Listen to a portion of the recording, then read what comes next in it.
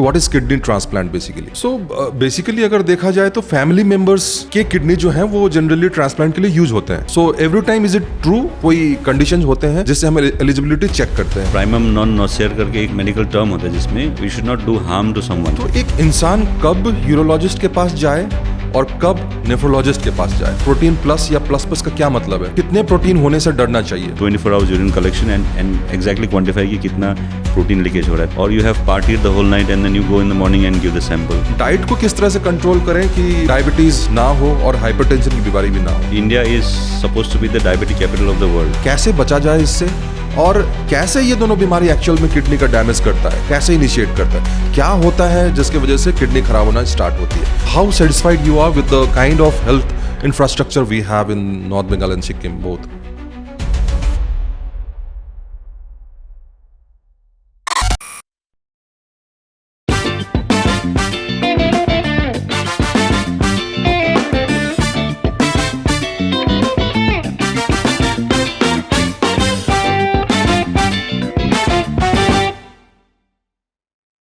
आज का जो ये पॉडकास्ट है, ये जो सेशन है, इसको मैं बहुत सिंपल रखना चाहता हूँ सो दैट जितने भी साधारण इंसान हैं वो इस पॉडकास्ट को देखें तो उनको किडनी से रिलेटेड जितने भी डिजीजेज हैं उसके बारे में एक क्लियर पिक्चर उनके सामने में आ जाए। तो जैसे कि मैंने बताया कि साधारण भाषा, हम लोग नेफ्रोलॉजी या नेफ्रोलॉजिस्ट शब्द का इस्तेमाल पहले ही नहीं करेंगे। जनरल लोग आपको किडनी का डॉक्टर बोल के जानते हैं, राइट? सो किडनी का डॉक्टर अगर कहें तो इसमें एक वर्ड है किडनी। सो किडनी का बेसिक फंक्शन क्या होता है, वहाँ से मैं स्टार्ट करना चाहूँगा। सो किडनी हम लोग का शरीर का एक बहुत इंपॉर्टेंट ऑर्गन है जिसको हिंदी के भाषा में गुर्दा बोला जाता है या वृक्क बोला जाता है। सो उसमें क्या है कि किडनी बेसिकली अगर हम लोग सिंपल वे में अगर बोलेंगे तो एक मशीन का फिल्टर की तरह काम करता है, जो कि हमारे शरीर में जितने भी मेटाबॉलिक वेस्ट प्रोडक्ट्स होता है, जो हम लोग खाना खाते हैं उसके बाद जो डाइजेशन होता है, उसके बाद जो एंड प्रोडक्ट्स रिलीज होता है जिसको हम लोग को बॉडी से निकालना होता है बाहर, वो या तो एलिमेंट्री ट्रैक्ट के तरीके से जाता है जो कि हम लोग स्टूल पास करते हैं एवरीडे, उससे जाता है, या यूरिन के रास्ते एक्सक्रीट होता है। तो काफ़ी हद तक यूरिन के थ्रू एक्सक्रीट होता है। तो ये एक बेसिक किडनी का फंक्शन है। लेकिन किडनी सिर्फ एक्सक्रीटरी फंक्शन नहीं होके उसका और भी बहुत सारा इंपॉर्टेंट ऑर्गन का फंक्शन होता है, जैसे कि ब्लड का लेवल कंट्रोल करने का फंक्शन, कैल्शियम का लेवल कंट्रोल करने का फंक्शन, बोन हेल्थ मेंटेन करने का फंक्शन, विटामिन डी को एक्टिवेट करने का फंक्शन। सो बेसिकली बहुत सारा फंक्शन है। सो इवन दो ये बहुत छोटा ऑर्गन होता है तो ये, लेकिन एक बहुत दमदार ऑर्गन है जिसमें कि नहीं होने से लाइफ सस्टेन करना मुश्किल होता है, उसको मुश्किल हो सकता है, बिल्कुल। सो यहाँ पे एक टर्म हम बार बार यूज़ कर रहे हैं, यूरिन। सो मैं जानना चाहूँगा डॉक्टर साहब कि नेफ्रोलॉजी और यूरोलॉजी में कितना अंतर है बेसिकली? ये बेसिकली सर्जिकल और मेडिकल स्पेशलिटीज़ है, दो स्पेशलिटीज़। जो नेफ्रोलॉजी जो है वो बेसिकली मेडिकल स्पेशलिटी है, जो मेडिसिन के द्वारा या नॉन सर्जिकल तरीके से हम लोग किडनी का बीमारी का इलाज करते हैं। बहुत सारे किडनी का बीमारी या यूरिनरी ट्रैक्ट जो किडनी के नीचे बाकी सिस्टम होता है, जैसे कि यूरेटर्स जो होता है पेशाब का जो नाली, उसके बाद जो पेशाब का थैली जो होता है जिसको हम लोग ब्लैडर बोलते हैं, यूरिनरी ब्लैडर, या एक्सटर्नल जेनिटेलिया जो मेल्स और फीमेल्स में होता है। तो इनका ट्रीटमेंट करने का स्पेशलिटी को हम लोग यूरोलॉजी बोलते हैं, जिसमें मेनली सर्जिकल बात आता है। अच्छा, तो एक इंसान कब यूरोलॉजिस्ट के पास जाए और कब नेफ्रोलॉजिस्ट के पास जाए, थोड़ा सा अगर बेसिक में अगर आप समझाएं। सो नेफ्रोलॉजिस्ट के पास यूजुअली पेशेंट लोग आते हैं जब किडनी का डिजीज़ होता है, जैसे कि किडनी फंक्शन डाउन हो गया, उसके वजह से शारीरिक प्रॉब्लम हो रहा है, किडनी फेलियर हो गया, या किसी को डायलिसिस का ज़रूरत हुआ, या कोई भी मेडिकल प्रॉब्लम, इन्फेक्शंस हो गया। सो उसके बाद एक फ़ाइन लाइन है जिसके बियॉन्ड यूरोलॉजिस्ट के पास पेशेंट जाते हैं। तो यूरोलॉजिस्ट के पास नॉर्मली कोई ट्यूमर्स है, स्टोन्स है, या कोई यूरिन ट्रैक्ट में कोई ग्रोथ है, या कोई ब्लॉकेज है जिसको सर्जरी के थ्रू ठीक किया जाता है, तो उस टाइम में हम लोग यूरोलॉजिस्ट के पास जाते हैं नॉर्मली। क्योंकि आप एक नेफ्रोलॉजिस्ट हैं और बहुत ही बड़े नाम हैं आप इस पर्टिकुलर सेक्टर में, मैं चाहूँगा कि हमारा जो अब फर्दर डिस्कशन है वो नेफ्रोलॉजी के आसपास ही रहे तो ज़्यादा बेटर रहेगा, so that we can make a confined and focused kind of discussion, right? So basically kidney में किस किस तरह के प्रॉब्लम हो सकते हैं, मैं जानना चाह रहा था। सो किडनी का problem actually the most important जो इशू है किडनी को लेके ये है कि किडनी का फंक्शन जब ख़राब होता है तो काफ़ी हद तक इनिशियली कोई सिम्टम नहीं होता है, इसलिए मेजॉरिटी पेशेंट लोगों को पता नहीं रहता है कि उनको किडनी डिजीज़ है। सो इसीलिए नॉर्मली हम लोग जब कोई स्क्रीनिंग करते हैं, कोई हेल्थ चेकअप करते हैं या कोई दूसरा रीज़न से जब हम लोग टेस्ट करते हैं, उस समय बहुत सारे पेशेंट्स इंसिडेंटली पाया जाता है कि उनको किडनी का डिजीज़ है। थोड़ा हद तक जब किडनी डिजीज़ आगे बढ़ता है तो उसके बाद जब किडनी फंक्शन एक लेवल के बियॉन्ड ख़राब होता है तो उसके बाद कुछ कुछ सिम्टम्स शुरू होता है, जैसे कि थकान होना, खाने पीने का रुचि कम होना, फिर पाँव में स्वेलिंग होना, यूरिन का वॉल्यूम में कमी आना या ज़्यादा होना, या उसका कलर में चेंजेस आना, ब्लीडिंग होना। तो ये इनिशियल सिम्टम्स होता है। उसके बाद जब ओवर्ट सिम्टम्स जब शुरू होता है तो उसके बाद यूजुअली पेशेंट काफ़ी सिक हो जाते हैं। उसके बाद ये पेशेंट कभी ना कभी डॉक्टर के पास जाते हैं, उसके बाद टेस्ट किया जाता है तो उसके बाद डिटेक्ट किया जाता है। तो ये एक स्पेक्ट्रम ऑफ प्रॉब्लम्स होता है किडनी का प्रॉब्लम्स। तो किडनी में एक और जो चीज़ ज़्यादातर देखा जाता है वो है किडनी का स्टोन। सो किडनी का स्टोन होता कैसे है और इसके प्रिवेंशन के लिए हम क्या कर सकते हैं, right? Okay, so normally as a human being अगर हम देखें तो किडनी स्टोन एक नेचुरल अकरेंस है, जिसमें कि मेल्स और फीमेल्स में इवन दो थोड़ा डिफरेंट होता है ratio, but round about 10% to 15% normal human beings को किडनी में स्टोन फॉर्मेशन होता है। सो कुछ इंडिविजुअल्स होता है जिसको हम लोग स्टोन फॉर्मर्स बोलते हैं, जिसमें कि उनका टेंडेंसी रहता है कि उनका यूरिनरी ट्रैक्ट में स्टोन फॉर्म हो, और या कोई एब्नॉर्मैलिटी हो, यूरिनरी ट्रैक्ट में कोई एब्नॉर्मैलिटी है या इनको कोई इन्फेक्शन हुआ है तो वहाँ पे कैल्शियम डिपॉजिट शुरू होता है। तो उसके बाद बहुत सारा 6-7 तरीके के different types of kidney stone होता है, उसमें मैक्सिमम जो है वो कैल्शियम स्टोन्स होता है। सो वहाँ पे कैल्शियम डिपॉजिट होता है, वहाँ पे क्रिस्टलाइज होता है, फिर कैल्शियम डिपॉजिट होता रहता है, बाकी भी प्रोडक्ट्स उसमें जाके अटक जाता है, तो दे कीप ग्रोइंग एंड वो क्रिस्टलाइज होकर बाद में स्टोन फॉर्म होता है। राइट। किडनी का जब भी बात आता है तो एक चीज़ even my dad used to tell say me since my childhood कि पानी अच्छी तरीके से पियो तो किडनी का प्रॉब्लम नहीं होगा। कितना सच है ये? और काफ़ी दफ़े ये भी सुनने में आता है जैसे कि आजकल रील्स का ज़माना है तो रील्स में बहुत ज़्यादा पानी पीना भी सही नहीं है। सो सर अपने अपने तरह के ओपिनियन देते हैं। एक्चुअल में सच्चाई क्या है? कितना पानी पीना चाहिए और पानी का किडनी के साथ में क्या रिलेशन है? सो ये प्रीवियस क्वेश्चन का ही एक्सटेंशन में अगर मैं बताऊं तो जो लोग कम पानी पीते हैं उनमें सुपर सैचुरेशन होता है यूरिनरी ट्रैक्ट में ना, तो मतलब सॉल्यूट कंटेंट या सॉलिड कंटेंट ऑब्वियसली परसेंटेज में ज़्यादा होता है, और जिनको स्टोन फॉर्मेशन का टेंडेंसी रहता है अगर वो कम पानी पिएंगे तो they will have more incidence of kidney stones. और इवन अगर हम लोग कोरिलेशन भी करेंगे कि जो लोग पानी कम पीते हैं उनमें किडनी डिजीज़ का इंसिडेंस ज़्यादा पाया गया है, बिकॉज उनको बहुत सारे यूरिनरी प्रॉब्लम्स होता है, इन्फेक्शंस होता है, रिकरेंट इन्फेक्शंस होता है, और फिल्ट्रेशन के दौरान अगर कोई क्रिस्टलाइज हुआ तो यूरिन किडनी में और भी बहुत सारे तरीके के क्रॉनिक इलनेसेस होता है। सो नॉर्मली हम लोग अगर रेकमेंड करेंगे पेशेंट को तो वी रेकमेंड कि at least 7 to 8 glasses of water per day पीना चाहिए, distributed through the day, around about 3 litres, around 3 litres के आसपास पानी पीना चाहिए। और कंपल्सिवली वाटर पीना, even though it is not shown to cause direct problems, but you should not force your kidney to produce too much of urine. Again, that is not physiological. So don't compulsively drink too much of water, but remain well hydrated. तो summer के time में या कोई लोग जो बाहर काम करते हैं, सो ये जो 3 लीटर्स का जो एक लिमिट है वो उनमें तो लागू नहीं होता है। They have to drink more water according to their demands. So if you are feeling thirsty, if you are feeling dehydrated, if you have high coloured urine का कलर जो येलोइश हो रहा है, तो that means your body needs more water. So उस समय you have to drink more water. Next question मैं यही करने वाला था कि मान लीजिए कोई अगर हिल्स में रहता है या कोई अगर इस तरह की जगह में रहता है जहाँ पे टेम्परेचर काफ़ी हाई रहती है, सो इसमें वाटर इनटेक जो है वो 2 डिफरेंट तरह से कैलकुलेट किया जा सकता है मेरे ख्याल से। सो रफली अगर हिल्स का बात हम करें तो वो कितना है? वो 3 and 3.5 लीटर के आसपास में। और अगर कोई प्लेन्स में रहता है बट सारा दिन अगर एसी के अंदर में काम करता है मान लीजिए, सो उनका क्या होना चाहिए लाइक रफ? सो अगर एम्बियंट टेम्परेचर अगर हिल्स के जैसा ही है जिसमें कि ज़्यादा इवेपोरेशन नहीं हो रहा है, स्वेट प्रोडक्शन नहीं हो रहा है, तो देन अप्रॉक्सीमेटली उतना ही रहेगा।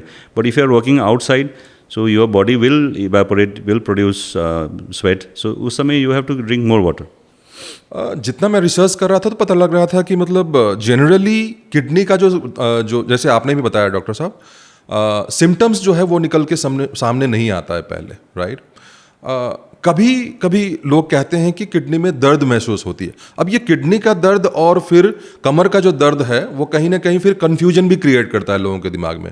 कभी लोग सोचते हैं कि शायद ये दर्द जो है वो ज़्यादा बैठने की वजह से कमर में दर्द हो रही है, राइट? सो क्या किडनी का दर्द महसूस किया जा सकता है और इसका एरिया क्या रहता है जनरली? या ये एक्चुअली हम लोग को ओपीडी में एवरीडे 1 या 2 पेशेंट ऐसे आते हैं जिनको बैक पेन होता है और दे एज्यूम कि ये प्रॉबेबली किडनी की वजह से है। तो किडनी एज सच जो किडनी डिजीजेज है उसमें पेनफुल कंडीशंस बहुत ज़्यादा नहीं है। पेनफुल कंडीशंस एक कॉमन कंडीशन है किडनी स्टोन। अगर किडनी स्टोन आपका यूरेटर्स में आ गया, नीचे आ गया, और if it get stuck, so उसमें क्या होता है, it gets block, the system block होता है, ऊपर किडनी स्वेलिंग होता है, and then you will have pen.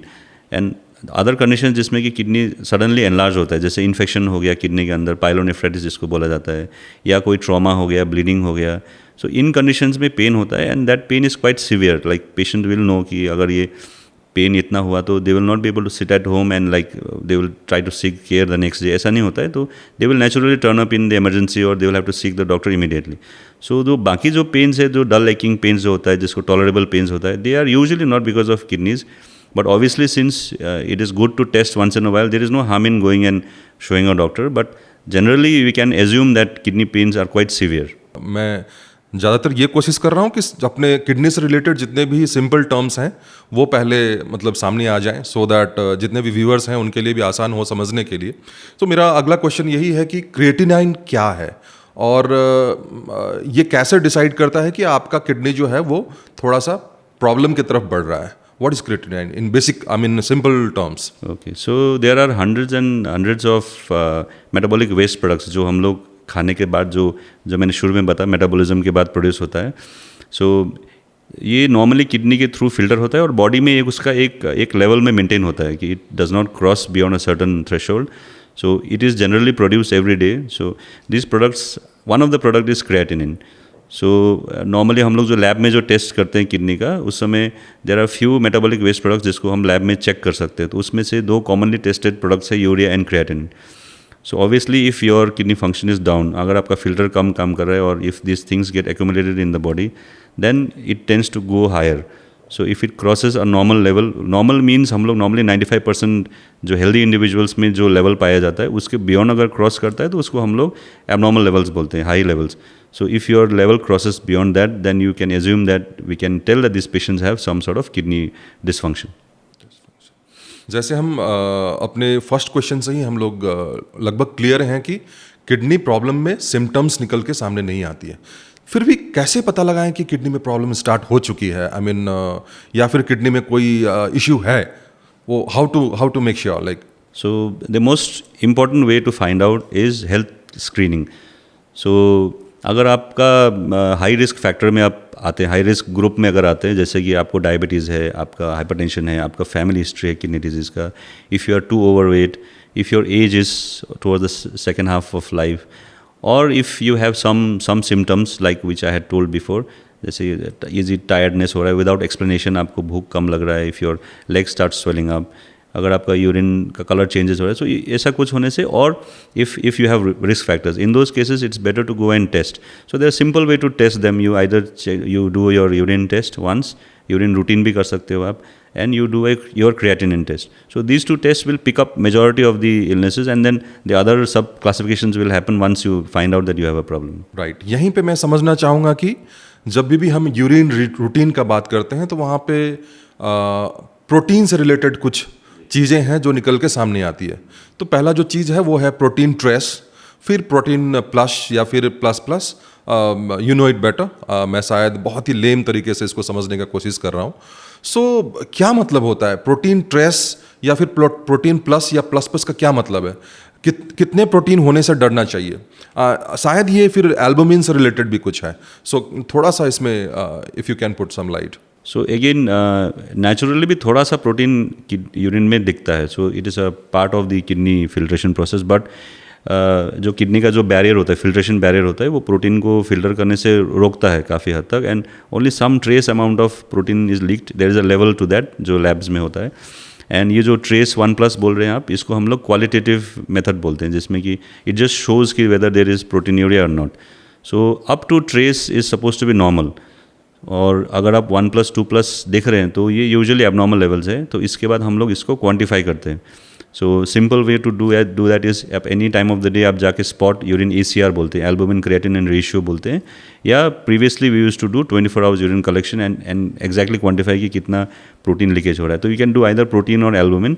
सो अगर आप यूरिन एल्बुमिन क्रिएटिन रेशियो करते हैं तो उसमें एल्बुमिन चेक होता है नॉर्मली, और अगर आप 24 आवर चेक कर रहे हैं तो उसमें प्रोटीन भी हो सकता है, एल्बुमिन होता है, but in both cases they signify the same thing.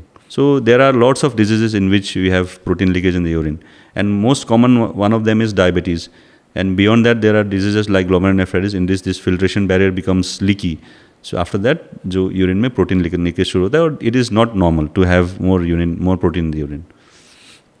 जब मैं रिसर्च कर रहा था तो मैंने देखा कि काफ़ी लोगों में, जैसे जो लोग हाई लेवल ऑफ एक्सरसाइज करते हैं या फिर जो लोग हर्बल ट्रीटमेंट पे हैं, उनके यूरिन में भी प्रोटीन आ सकता है।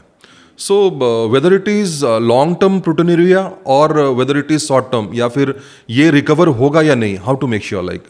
या सो अगर हमारे पास कोई पेशेंट फर्स्ट टाइम ओपीडी में आए और उनको minimum amount of protein leakage दिखा, जो कि ट्रेस से थोड़ा ज़्यादा होना चाहिए, so we always find out whether there are some false positives which can cause proteinuria, and most common one of them is overexertion.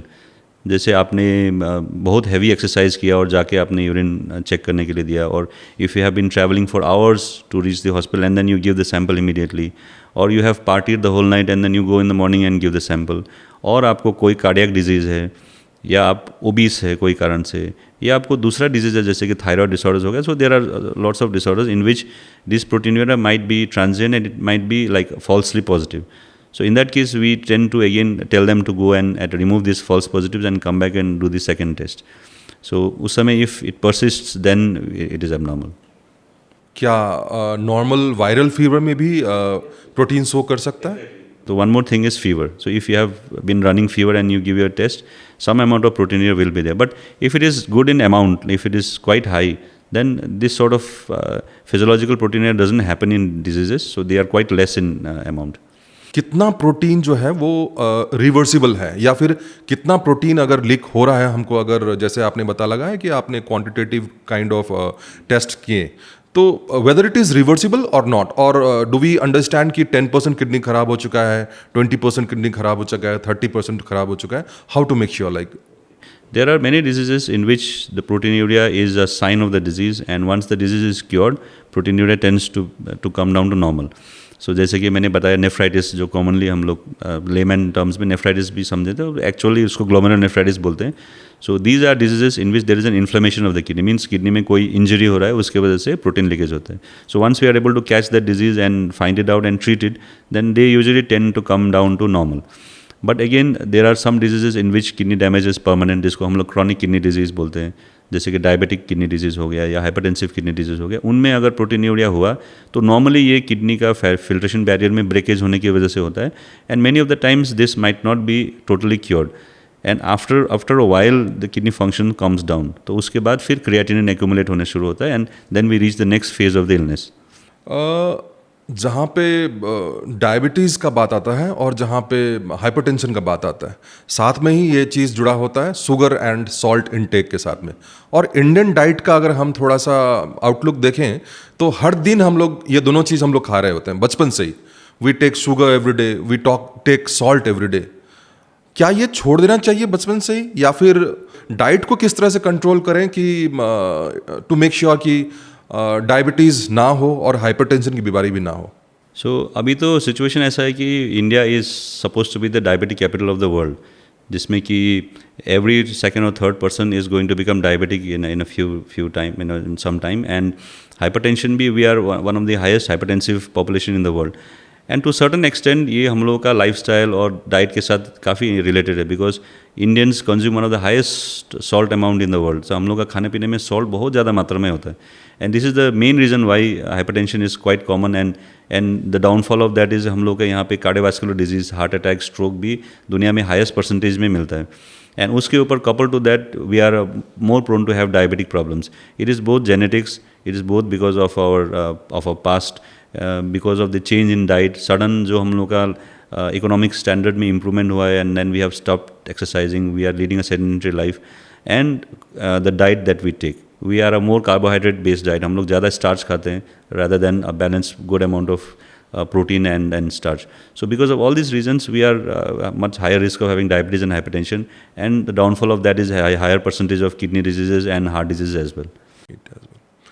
So यहाँ पे जब भी हम बात कर रहे हैं कि hypertension as well as diabetes, right, और इन दोनों केस में किडनी के साथ में एक रिलेशन है और हम कहते हैं कि जिनको ये दोनों बीमारी है या फिर इनमें से कोई एक भी है, उनका पॉसिबिलिटी है कि उनका किडनी जो है वो डैमेज हो सकता है at one point of time. कैसे बचा जाए इससे, और कैसे ये दोनों बीमारी एक्चुअल में किडनी का डैमेज करता है, कैसे इनिशिएट करता है, क्या होता है जिसके वजह से किडनी खराब होना स्टार्ट होती है। Because I have seen some patients like who is diabetic as well as जिनको हाइपरटेंशन की बीमारी है, और वो लास्ट 10-12 ईयर से एक अच्छा ही लाइफ जी रहे हैं। सो कैसे एक्चुअल में किडनी में प्रॉब्लम स्टार्ट होता है एक्चुअली। सो अगर आप स्टैटिस्टिकली भी देखेंगे तो if you are a diabetic, then after some time the chances of having kidney problems is approximately around 40 to 45%. So if we have 100 diabetic patients today and if we follow them up for 5 to 10 years, then उसमें से 40, at least 40 people will have some sort of kidney ailments. It means that not everybody will have kidney ailments, and 40% is again not a small amount. And अगर आप hypertension को भी देखेंगे तो 1 out of 4 hypertensive will have kidney disease in their lifetime, and mostly people tend to have both these problems together. So you can assume that if you are a hypertensive and a diabetic, then almost 50% of them will have some kidney problems over a period of time. और जिनको kidney problem होता है, it is not just determined by having diabetes and hypertension. There are multifactorial genetic problems associated with it, and there are people who do not have any kidney problems even after 20-30 years of diabetes. So this all depends on person to person factors. But if you look at the statistics, approximately this much percentage of people will have kidney problems. Again, time is the main thing. If these diseases are there in the body for a longer period of time, and if they remain uncontrolled, the chances of having kidney problem वो तो बढ़ जाएगा उसके बाद, obviously. And naturally, if you have these problems, you have to get screened once in a while, because 25 to 50% of problem is not a very small amount, and we cannot predict as such कि which patient is going to have problem and which patient is not going to have problem. But like अगर हम लोग कुछ factors को देखेंगे, जैसे कि diabetic patient हो गया, उनमें जब बेस लाइन में ही प्रोटीन लीकेज बहुत ज़्यादा मात्रा में पाया जाता है, so these people are more prone to have kidney problem later on than those who have lesser amount of proteinuria in the beginning. And जिन फैमिलीज़ में डायबिटिक हाइपरटेंशन क्लस्टर्ड होता है और उनमें if your other members of the family have kidney problems, then we can assume that the other family members also will have a higher chance of having kidney problems. So these are all subjective depending on patient to patient factors. And whenever we talk about kidney issues, एक term हमेशा रहता है, वो है CKD. जी, right. What is CKD? I want to understand in a very basic. Okay. So अगर हम लोग किडनी डिजीज़ को ब्रॉड टर्म्स में हम लोग डिवाइड करेंगे, तो there is a subset of patients who have something known as an acute kidney illness injury और acute renal failure, and majority of them will have the other end of the spectrum which is known as chronic kidney disease और CKD. सो ये acute and chronic term जो होता है, ये medically majority diseases में यही टर्म्स यूज़ करते हैं, not just in kidney.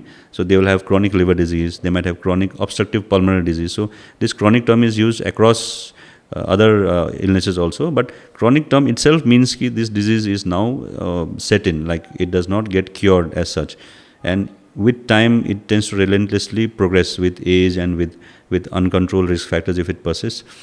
So अगर आपको chronic kidney disease है, इसका मतलब this is an irreversible damage of the kidney which tends to progress with time. और CKD में हम लोग इसको हम लोग रीनल फेलियर डायरेक्टली नहीं बोलते हैं, बिकॉज रीनल फेलियर एक तरीके का नेगेटिव कोनोटेशन होता है. उसमें जब रीनल फेलियर ही होता है तो then you might need replacement, उस समय डायलिसिस का ज़रूरत आता है. तो ये CKD स्पेक्ट्रम होता है जिसमें कि हम लोग स्टेज 1 से लेके स्टेज 5 तक किडनी डिजीज़ को डिवाइड करते हैं. तो ये रीनल फेलियर या एंड स्टेज जो बोलते हैं, ये नॉर्मली होता है chronic kidney disease stage 5. So it progresses through stage 1, 2, 3, 4 and eventually reach stage 5 over a period of time. CKD होने के बाद ऐसे सुनने में आया कि लाइक एक समय के बाद अगर ये बहुत ही वर्सन कंडीशन हो जाती है तो यूरिन एकदम भी बंद हो जाता है. Is it true? To certain extent it is true, and to certain extent it is not true also, because अगर आपका किडनी फंक्शन टोटली ख़त्म हो गया जिसमें कि कोई फिल्ट्रेशन ही नहीं हो रहा है, तो in that case you will become anuric. Anuric means not having any urine output. But there is a subset of patients who are known as having chronic interstitial nephritis, जिसमें कि वो जो filtration barrier का disease नहीं होता है, नीचे जो reabsorption होता है, जो urine reabsorb होके fluid balance maintain करने का जगह में disease होता है. तो if that problem gets like increased and then patient have chronic illnesses, then in that case the reabsorption does not take place and people tend to in fact produce more urine. So both ways होता है. It is not necessary कि अगर कोई patient बोला कि मेरा तो urine अच्छा हो रहा है बट मुझे किडनी डिजीज नहीं है, you can still have kidney disease even though urine output is maintain और in fact sometimes even more also. Okay. किसी को सीकेडी डिटेक्ट हो जाता है, उसके लिए लाइफ का अब फर्दर प्लानिंग क्या होना चाहिए, ट्रीटमेंट सजेशन क्या है उनके लिए, और कहीं ना कहीं ये डेथ से रिलेटेड एक सिंबल के तौर पे लोग देखने लगते हैं.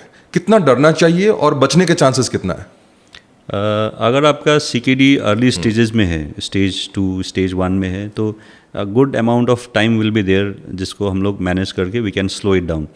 एंड आजकल तो there are lots of new medicine जिससे कि हम लोग we can protect a huge number of patients from landing up in end stage kidney disease और द स्टेज 5 और renal failure whatever is being referred to. But if you have stage 3 and more, जैसे कि आपका creatinine may be 2.5-3 के आसपास पहुंच चुका है, जो that translates to around stage 3 to stage 4 across ages. तो in that case it is quite a real situation that you might end up in renal failure in due course of time. So उस समय we tend to advise patients to remain vigilant and prepare for the next phase of treatment which might come sooner or later, and at that time they will need renal replacement therapy. So renal replacement therapy is again divided into dialysis and kidney transplantation. So the problem with kidney failure is if the kidney tends to fail completely and if you do not do anything, there is no renal replacement, medicine will not keep you alive for a long time. So at that time we tend to send these patients for either dialysis or transplant, and on transplant and dialysis we can again give them a good number of years of life, good quality of life. But again, since it is a terminal illness, so it will all depend on when your disease has started. So if it starts early in life, then your lifespan might not be as good as a normal healthy individual. But with this modern treatment, we can tend to prolong life and a good amount of life for a good number of years, more than what people usually imagine. So since you have already touched the term creatinine, what called? Dialysis, right? So what is dialysis? I want to understand in a very basic terms. Dialysis is mainly an artificial way of replacing the kidney function, at least the basic function of the kidney, which is like excreting the waste products. The other functions of the kidney, like controlling hemoglobin and other like the endocrine functions, are not controlled by dialysis, but the basic function of filtration is replaced by dialysis. So there are two types of dialysis. One is known as hemodialysis or blood dialysis, and the other one is water dialysis or home dialysis, which you usually do at home. So the usual people know about is the hemodialysis. So in that you go to the hospital, your blood is pumped into a machine and then it filters out the waste products, and then the clean blood is again returned to your body. And this process usually happens twice or thrice in a week. And this will keep you healthy, and then your overall normal life tends to get prolonged and you will survive for a long time on dialysis. And the home dialysis or water dialysis is one in which you have a pipe going inside your abdominal cavity and you put water inside, and the slow filtration happens within the body, and then you throw out the water after maybe 4 to 6 hours. So these are the two forms of treatment. अगर dialysis एक बार शुरू हो जाए तो क्या ये सारा जीवन चलते रहता है या फिर कभी ये बंद भी हो सकता है? जी. सो अगर हम लोग एक्यूट रीनल फेलियर के लिए डायलिसिस करें, जिसमें कि किडनी जो है वो टेम्पोररी तरीके से बंद हो गया कोई कारण से, तो बहुत सारे इश्यूज़ रहता है, जिसमें कि सीवियर डिसेंट्री डायरिया हो गया, इंजरी हो गया, रोड ट्रैफिक एक्सीडेंट हो गया, सीवियर इन्फेक्शन हो गया, या कोई ऐसा टॉक्सिन खा लिया जिससे किडनी थोड़े दिन के लिए बंद हो गया. तो इसमें यूजुअली बॉडी जो है वो किडनी को रिकवर कर लेता है इस सिचुएशन में. तो इसको हम लोग जैसे शुरू में हम बताए एक्यूट किडनी इंजरी बोलते हैं. सो सम ऑफ दिस पेशेंट्स, लाइक इसमें कुछ पेशेंट होते हैं जिसमें किडनी शटडाउन में चला जाता है. So till the time kidney recover होता है, उस समय हम लोग डायलिसिस करके पेशेंट का लाइफ को हम लोग प्रिजर्व करते हैं, एंड स्लोली बॉडी उसको किडनी को रिकवर कर लेता है एंड डायलिसिस फ्री हो जाते हैं पेशेंट. सो ये हो गया एक एक्सपेक्ट ऑफ डायलिसिस. और दूसरा जगह जब डायलिसिस शुरू होता है तब होता है जब किडनी फेलियर होता है, जैसे क्रॉनिक किडनी डिजीज स्टेज 5 के बियॉन्ड. तो ये डायलिसिस परमानेंट होता है, बिकॉज डायलिसिस के द्वारा ही लाइफ को आगे लिया जाता है, और वो जब तक डायलिसिस चलेगा तब तक यूजुअली लाइफ आगे प्रोलॉन्ग होता है उसमें. मैं अब जानना चाहूँगा किडनी ट्रांसप्लांट से रिलेटेड कुछ बातें, राइट? सो किडनी ट्रांसप्लांट कहने से पहले तो क्या है ये किडनी ट्रांसप्लांट? जब आपका दोनों किडनी कम्प्लीटली फेल होता है, जिसमें कि आपको डायलिसिस और ट्रांसप्लांट में से एक ट्रीटमेंट चूज़ करना पड़ेगा, तो ट्रांसप्लांट उसमें से एक ट्रीटमेंट है, जिसको अगेन रीनल रिप्लेसमेंट थेरेपी का ही अम्ब्रेला में आता है वो. तो उसमें एक नॉर्मल हेल्दी इंडिविजुअल का किडनी जो है वो निकाल के आपका शरीर में उसको इम्प्लांट किया जाता है, जो कि आपका किडनी और यूरिनरी ट्रैक्ट के साथ जुड़ के एक एडिशनल थर्ड किडनी की तरह शरीर में रहता है और वो बॉडी का फंक्शन को टेक ओवर करता है। और ये इसलिए सक्सेसफुल होता है बिकॉज नॉर्मल इंडिविजुअल को सर्वाइव करने के लिए एक किडनी काफ़ी होता है। सो अगर आप लाइव रिलेटेड ट्रांसप्लांट देखेंगे जिसमें कि जो डोनर है, जो दे रहा है किडनी, वो अगर जीवित इंसान है तो उसका भी शरीर में एक ही किडनी रह जाएगा, और जो लेगा उसके शरीर में भी प्रैक्टिकली एक ही किडनी होगा क्योंकि बाकी दो किडनी तो फेल है। सो सिंस ये देखा गया है कि एक किडनी एक इंडिविजुअल का शरीर को चलाने के लिए काफ़ी रहता है, इसलिए इन दैट केस ये सक्सेसफुल रहता है। इसलिए ट्रांसप्लांट करके लोग एक नॉर्मल हेल्दी लाइफ जीते हैं और survival chances are much much higher than that of dialysis. And again some cases में ऐसा भी होता है कि जो ब्रेन डेड जो लोग होते हैं, जो कि रोड ट्रैफिक एक्सीडेंट में डेथ हो गया, उनका ब्रेन फंक्शन बिल्कुल ख़त्म हो गया, जिसको हम लोग साइंटिफिक भाषा में ब्रेन डेथ बोलते हैं।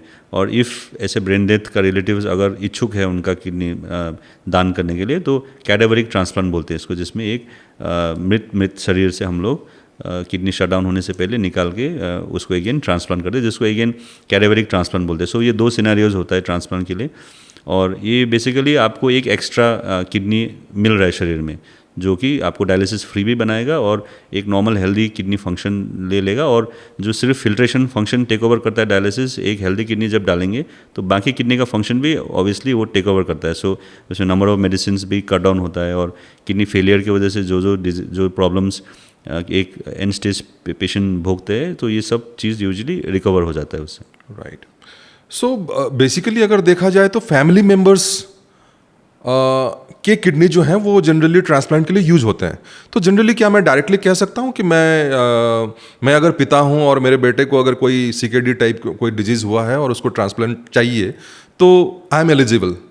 So every time is it true, और कोई कंडीशंस होते हैं जिससे हम एलिजिबिलिटी चेक करते हैं, हाउ टू मेक श्योर कि लाइक मेरा किडनी उनके साथ में मैच करेगा या नहीं करेगा? ओके, सो सबसे पहले कोई भी सर्जरी जब होता है तो हम लोग प्राइमम नॉन नोसेयर करके एक मेडिकल टर्म होता है, जिसमें we should not do harm to someone. ये हम लोग का मेडिकल साइंस में सबसे फर्स्ट प्रिंसिपल है, जिसमें कि if you are taking a kidney from a healthy individual, we have to make sure कि the person who is donating will not land up in trouble. तो इसीलिए हम लोग नॉर्मली एक एज ब्रैकेट के अंदर किडनी ट्रांसप्लांट के लिए सजेस्ट करते हैं, जो कि एक adult population more than 18 to up to 60 years या even less than 60 years is better. So उनको ऐसा सिचुएशन नहीं होना चाहिए जिसमें कि या तो एक किडनी निकालने के बाद इमीडिएटली किडनी प्रॉब्लम शुरू हो जाए, या लेटर ऑन इन लाइफ उनको किडनी प्रॉब्लम, अगर वो डायबिटिक है सपोज जो देने वाले हैं। तो अगेन जैसे मैंने हम लोग पहले डिस्कस कर चुके हैं, ऑलमोस्ट आधा 50% तक डायबिटिक पेशेंट को किडनी डिजीज होता है। तो उसमें अगर हम लोग एक किडनी निकाल लेंगे, so there is a high chance कि this patient will land up in trouble later on. So obviously एक स्क्रीनिंग होगा, एक मतलब काफ़ी सेट ऑफ टेस्ट होता है जिसमें कि हम लोग चेक करते हैं कि उसको कोई अंडरलाइन कोई क्रॉनिक इलनेसेस नहीं है, साइकोलॉजिकली या साइकेट्रिक वाइज मतलब इमोशनली या मेंटली वो स्टेबल पेशेंट है, और वो खुद का केयर करेंगे बाद में, या कोई ड्यूरेस में आके मतलब दवाओं में आके किडनी तो नहीं दे रहा है किसी को। तो ये सब चीज़ को लेके हम लोग स्क्रीनिंग करते हैं इन लोगों को। और इंडियन ट्रांसप्लांट एक्ट, जो इंडिया का जो ट्रांसप्लांट एक्ट है और जो ऑर्गन ट्रैफिकिंग एक्ट के अंदर ही आता है वो, तो it is quite strict in this matter. Like if there is a foul play, या अगर आप किसी को दवाओं में किडनी डोनेट करवा रहे हैं, the penalty is quite huge, and sometimes if you find out that there is a foul play, the penalty might extend to life imprisonment also. यही मैं जानना चाह रहा था कि क्या आज के दिन में भी 2025 में भी क्या अनएथिकल प्रैक्टिसेस हो रहे हैं? देखिए, अनएथिकल प्रैक्टिसेस तो अभी भी हो रहे हैं बहुत सारे जगह में। पहले it was more rampant until and unless it was this organ transplant was not like rolled out quite strictly. So now it is quite difficult to do that. Like if anybody finds out that this sort of things has happened, then the doctor who is doing it, this license will be revoked, the hospital will be blacklisted, and the person who is involved in this entire thing, if they are directly culpable to doing this, those who are giving and those who are taking both, they will have a fine of up to 1 crore or a life imprisonment, and whichever is higher. So that is the amount of punishment that will be meted out. So it is better not to dwell into all these things, and it is better for all the hospitals and the health sector to promote cadaveric transplant, because that is the way out if you do not have a living transplant. And for that, again, the society has to be educated. You have to make sure if you counsel someone for like to give the donor of their relatives to someone, and our Indian society is still not ready for that sort of thing because of our cultural beliefs. You have to go with all your organs to the next life. So all the sorts of nonsense are still existing. So because of which the cadaver transplant program is still not picking up. In the West, the cadaver transplant is quite strong. Like they tend to usually donate their organs. So in those scenarios, live transplant and cadaveric transplant happens in almost equal ratio. हम लोग का देश में almost majority transplant जो है वो live donor transplant ही होता है अभी भी. तो इसी वजह से ट्रांसप्लांट इतना सक्सेसफुली नहीं हो पाता है मेजॉरिटी लोगों में. राइट. सो एक चीज़ लाइक अभी मैं क्वेश्चन देखते देखते वो टर्म देखने के बाद में मेरे को एक चीज़ स्ट्राइक किया दिमाग में कि मूवीज़ में भी हम काफ़ी दफ़े देखते हैं कि जो लोग गरीब हैं उनको थोड़ा सा इग्नाइट किया जाता है कि तुम किडनी डोनेट कर दो. क्या ये जनरल प्रैक्टिसेस में भी होता है कि लोग गरीब को कह रहे हैं कि तुम किडनी डोनेट कर दो तो थोड़ा सा तुम्हारा जो है फैमिली का जो वेल्थ कंडीशन है वो बेटर हो जाएगा? Does it happen in real life? Yes, it happens in real life. There are some countries in the world, like for example Iran आप ले लीजिए. सो वहाँ पे giving money for taking kidney is legal. Like if you are in a financial problem and if you have a lot of issues and you are able to show that you have that sort of problems, then a person who is able to take kidneys will pay you, and that is dictated by law, and then it's done in a open way so that the person who is receiving does receive the amount of money that is promised.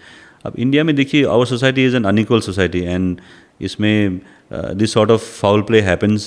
There are lots of incidents where this happens, but as the social media and as the connectivity and digital connectivity is now much better, so it is near impossible for somebody to indulge in this sort of activities because it doesn't take much time for these things to come out. Previously जब ये नहीं था, आज से may be 5 साल 10 साल 15 साल पहले, तो ऐसा फाउल प्ले तो देखिए यहाँ पे तो बहुत कुछ होता रहता है. So still होते हैं, but the chances of doing happening is much less than before. Right. अब अगर हम बात करें कि लिविंग जो किडनी डोनर्स हैं उनके मन में भी हमेशा एक डर रहता है कि like whether my life is going to be difficult after this और नॉट.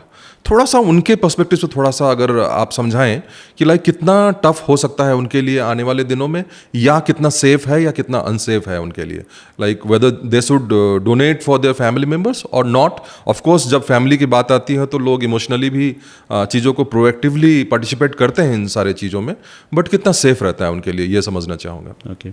जो डेटा बताता है, जहाँ पे हम लोग डेटा कीपिंग जो वर्ल्ड वाइड जो रखते हैं लोग, जिन कंट्रीज़ में डेटा कीपिंग क्वाइट रोबस्ट है, जैसे यूएस हो गया, यूरोप हो गया, and some of the eastern countries also.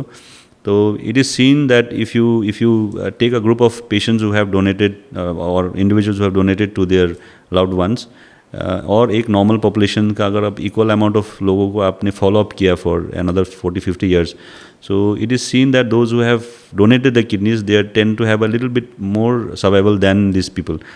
And the main reason for this weird explanation is probably because those who are donating are the healthiest of the lot, because otherwise their kidneys would not have been taken up for transplant. क्योंकि हम लोग दुनिया भर का test करते हुए make sure कि जो पर्सन डोनेशन के आ रहा है वो एक मैक्सिमम हेल्थ में जो इंडिविजुअल होता है वो लोग होता है.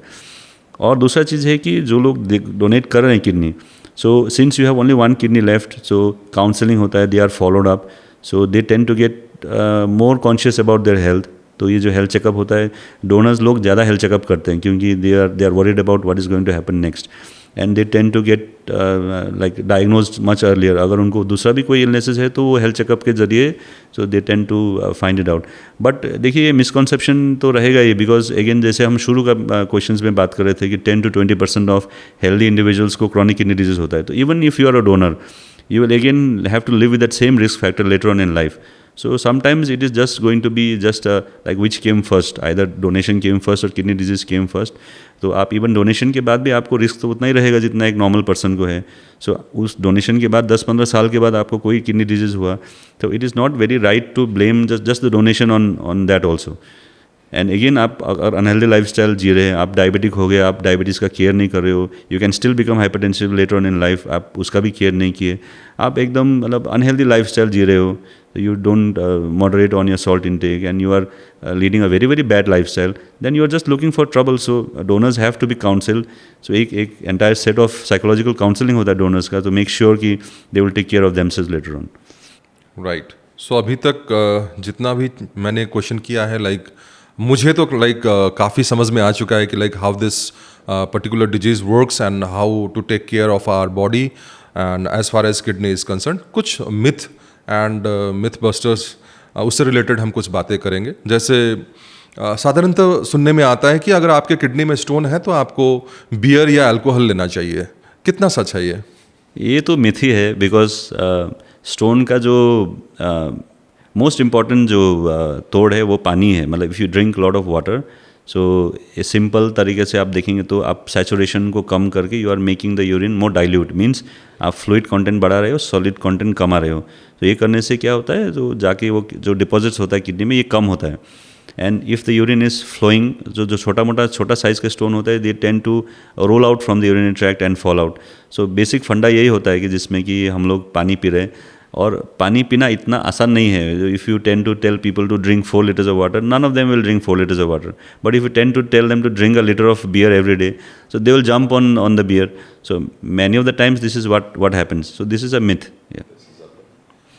सेम अल्कोहल से रिलेटेड ही और एक क्वेश्चन मैं पुट करना चाहूँगा कि अल्कोहल पीने से किडनी खराब नहीं होता, ऐसा लोगों का मानना है. So is it related to like I mean होता है क्या अल्कोहल पीने से किडनी खराब?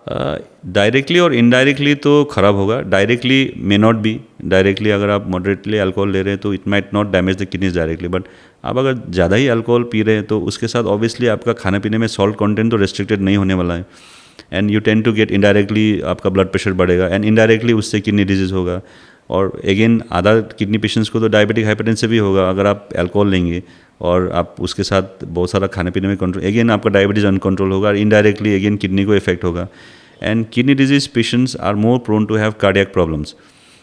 Okay, so if you do not moderate on your alcohol and tobacco intake, then आपको इनडायरेक्टली कार्डियक इलनेसेस होगा. So you might not die from kidney failure, you will die because of cardiac failure और heart attack और stroke beforehand. So always moderate on alcohol intake. Even if some societies they usually tend to have alcohol intake, so it is again not right to outright tell them don't drink alcohol. But obviously you should do this in moderation. Don't drink too much of alcohol. But again, tobacco is a big no-no. Like you should not be eating tobacco if you have. You should not be taking it at all. But if you have kidney disease, you should stop it.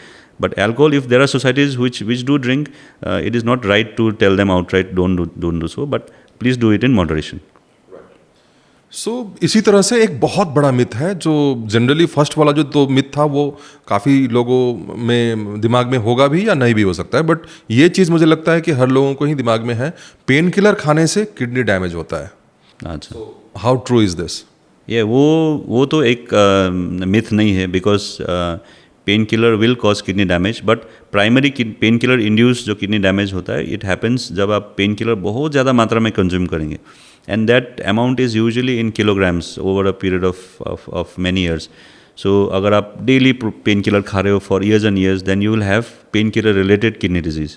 But अगर आपको कोई दूसरा कारण से kidney disease है और आपका kidney function already down है, then if you start taking painkillers, then even a few painkillers might cause havoc because your kidney might go into sudden shutdown, और आपका जो CKD progression है वो accelerate हो जाएगा अगर आप पेन किलर लेंगे. So this is the thing of painkillers. Yeah. Okay. Foamy urine होने से किडनी में इश्यू होना स्टार्ट हो चुका है, ऐसा लोगों का मानना है. बट मैंने इस चीज़ को एक्सपेरिमेंट करने के लिए मैं देखा कि थोड़ा हाइट के ऊपर से पानी को भी गिराने से उसमें भी फोम प्रोड्यूस होता है. वेराज की मतलब पानी में तो अब उस टाइप का कोई चीज़ ही नहीं है कि जिससे लेदर या फोम प्रोड्यूस हो. सो कहाँ तक ये सच है? Like what is the relation of foamy urine with kidney disease? So अगर आपका यूरिन में फोम बन रहा है तो आपको विदाउट इन्वेस्टिगेशन नहीं रहना चाहिए, बिकॉज फोम निकलना किडनी मतलब यूरिन में फोम निकलना नॉर्मल चीज़ नहीं है. लेकिन ये फोम क्या होता है, नॉर्मली सरफेस टेंशन का बात आता है इसमें ना, जैसे फिजिक्स में हम लोग पढ़ते सरफेस टेंशन. सो अगर कोई भी एक लिक्विड चीज़ में अगर सॉलिड कंटेंट ज़्यादा होता है, so they tend to form bubbles, and then if the solid content is much higher, ये बबल्स काफ़ी टाइम तक वो रहता है और it does not break out. So if you have foam in the urine, जैसे आप यूरिन कर रहे हो और आप ऊपर से मतलब पानी में ही अगर यूरिन कर रहे हो, तो some amount of foam will be there, but it tends to usually burst immediately. So अगर वो आपका पूरा कमोड भर रहा है और आप फ्लश करने के बाद भी अगर फिर से फोम रह रहा है तो it is not normal in that case.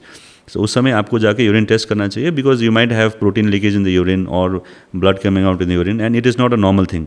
So don't assume that it is normal, just go and do a urine test and you will find out whether it's normal और नॉट. राइट. डायलिसिस शुरू हो जाए तो blood खत्म हो जाता है, ऐसे लोगों का मानना है. कितना सच है ये? ये डायरेक्टली ट्रू नहीं है, बिकॉज डायलिसिस जब शुरू होता है इसका मतलब आपका किडनी फंक्शन बहुत बहुत कम हो चुका है and your kidneys are not working. And again kidney से एक एरिथ्रोपोइटिन करके एक केमिकल रिलीज होता है जो कि आपका हीमोग्लोबिन मेंटेन करता है. सो डायलिसिस तो किडनी डिजीज का वर्स्ट फॉर्म ऑफ कंडीशन है ना, तो उसमें more than 90% people will have anaemia, मतलब हीमोग्लोबिन कम होता है. और अगर डायलिसिस के डायरेक्टली उसकी वजह से अगर देखेंगे तो समटाइम्स डायलिसिस में ब्लड लॉस होता है. तो ये लोगों का कभी कभी जो एक्सटर्नल ब्लड जब वहाँ पे मशीन में जाता है वहाँ पे क्लॉटिंग होता है and we might have to discard that extra amount of blood, और मल्टीपल टाइम्स ब्लड टेस्ट हो रहा है. okay, and there are some drugs which can cause bleeding. So in that scenario dialysis directly might be responsible for anemia, but it is not entirely true. Usually जब dialysis में जाता है तो naturally उनका hemoglobin fall होता है.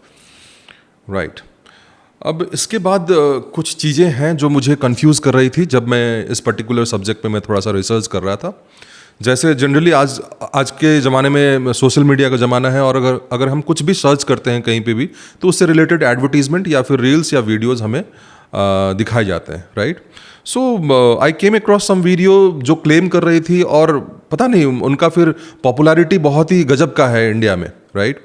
सो वो claim कर रही थी कि आप जब सोते हैं तो बिस्तर के दोनों तरफ 3-3 ईंट रख के सो जाएं, ब्रिक्स.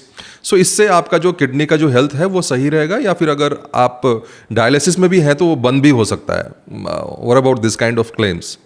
ऐसे तो और भी मिथ है, जैसे आप पानी में डूब जाएंगे तो आपका किडनी ठीक हो जाएगा, या आप जाके योगा करेंगे 10 घंटे के तब भी किडनी ठीक हो जाएगा.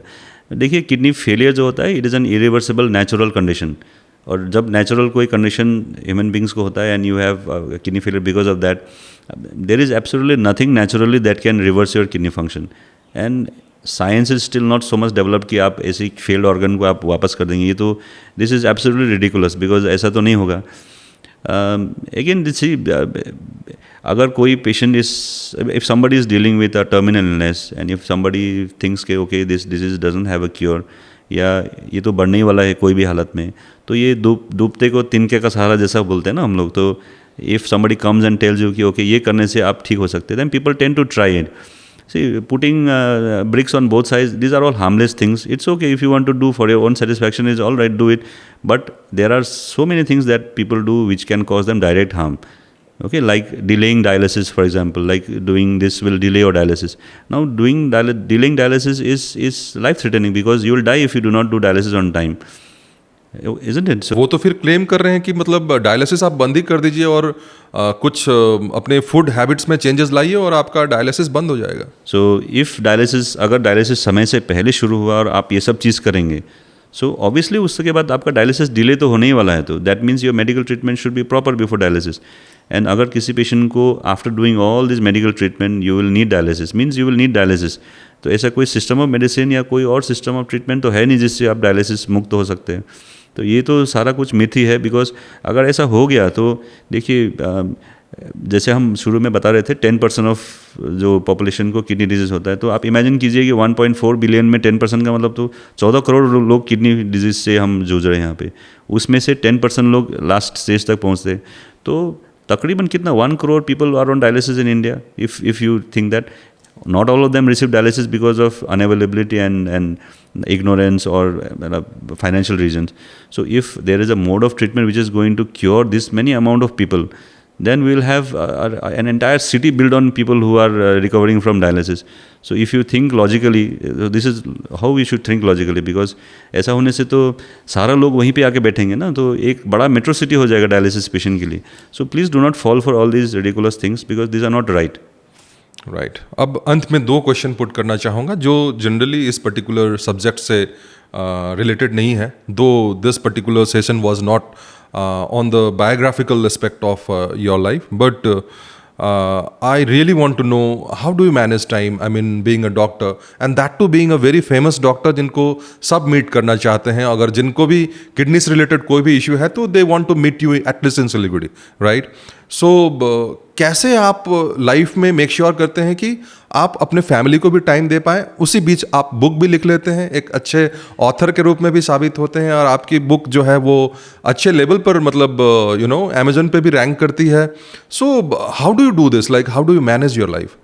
So initial part of my career was quite hectic. Like I worked a lot at that time because उस समय I was the first full-time nephrologist in town. People did not understand about the treatment, and it needed a lot of convincing for people to take the treatment and do treatment and stay here in Siliguri and do it.